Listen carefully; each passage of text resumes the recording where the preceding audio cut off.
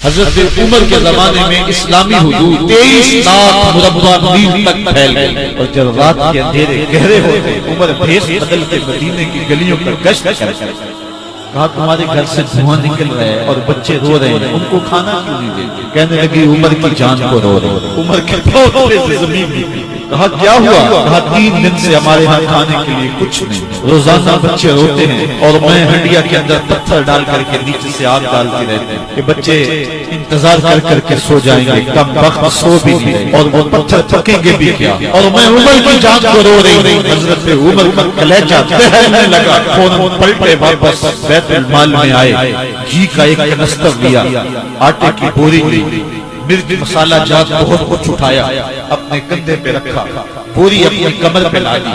عمر بیت المال سے نکلے تو آپ کے خادم اسلم نے دیکھ لیا، آگے بڑھا، کہا میرے ہاتھ میں اٹھاتا ہوں۔ عمر کی آنکھوں میں آنسو، کہا اسلم قیامت کے دن میرا بوجھ اٹھا لو گے؟ کہا قیامت کے دن تو اپنا اپنا بوجھ اٹھانا پڑے گا۔ کہا عمر کو حاجت نہیں اٹھانے دو۔ حضرت عمر وہ گھی کا کنستر اور وہ آٹے کی بوری سر سے اٹھائے ہیں اور اس خاتون کے گھر جاتے ہیں، دستک دیتے ہیں۔ وہ جب دیکھتے اس کی جان میں جان آ جاتی ہے، کہا جلدی جلدی آٹا گوندو، اور عمر سبزی کاٹنے لگ جاتے ہیں۔ حضرت عمر رضی اللہ تعالی عنہ سبزی تیار کر دیتے، ادھر آٹا گوند جاتا ہے اور پھر اوپر چولہا رکھا جاتا ہے، چولہے کے اندر آگ رکھی جاتی ہے، وہ کھانا پکانے لگتی ہے، آگ بجھتی ہے۔ تاریخ میں لکھا ہے آگ بجھنے لگتی ہے، عمر جھک کر کے پھونکے مارتا ہے، عمر جھک کے پھونکے مارتا ہے۔ کھانا پک گیا اور بچوں کے سامنے کھانا رکھ دیا، بچے کھا رہے ہیں۔ اب بچے رو رو کے نڈال ہو چکے تھے۔ حضرت عمر اپنے ہاتھوں کو اور اپنے گھٹنوں کو اور اپنے پاؤں کو زمین پہ لگا کے، جس طرح بکری کا بچہ چلتا ہے، ویڑے کے اندر کبھی ادھر چلتے ہیں کبھی ادھر چلتے ہیں، تاکہ بچے مجھے دیکھ کے خوش ہوں اور دل میں کہتے عمر جتنا رلایا ہے اب اتنا ہنسانا بھی پڑے گا۔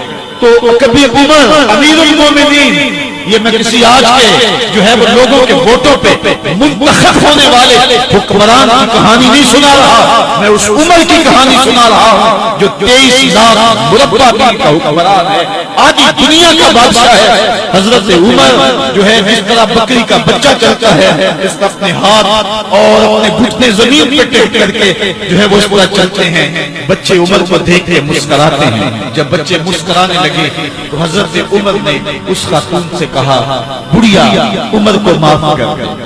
اس نے کہا تو اتنی ہمدردی کیوں کرتا ہے؟ کہا عمر بیچارہ بڑا پھنسا ہوا ہے، فکر ہے اس کو یرموک کو، فسطاط کو، حلوان کی، جب فتح ہے مصر تو تیاری ہے ایران کی، آتے جاتے وفد سے ملاقات بھی کرتا ہوگا اور شب کو معلوم حالات بھی کرتا ہوگا، کانٹوں میں الجھی ہوئی بیچارے کی جان ہے، نیند اس کو بھی آتی ہے، آخر وہ انسان ہے، میری بہن عمر کو معاف کر دے۔ اس نے کہا نانا عمر کی بات میرے سامنے نہ کر، قیامت کا دن ہوگا، عمر کا گریبان ہوگا اور میرا ہاتھ ہوگا۔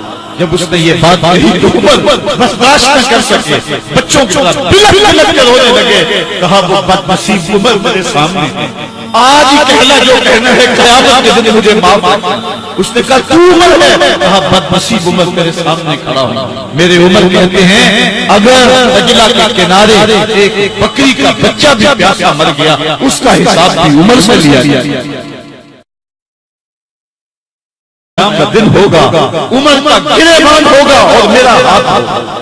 جب اس نے یہ بات کہی تو عمر برداشت نہ کر سکے، بچوں کے ساتھ بلک بلک کر رونے لگے۔ کہا وہ بدنصیب عمر میرے سامنے ہے، آج ہی کہنا جو کہنا ہے، قیامت کے دن مجھے معاف کر۔ اس نے کہا تو عمر ہے؟ کہا بدنصیب عمر میرے سامنے کھڑا ہو۔ میرے عمر کہتے ہیں اگر دجلہ کے کنارے ایک بکری کا بچہ بھی پیاسا مر گیا، اس کا حساب بھی عمر سے لیا گیا،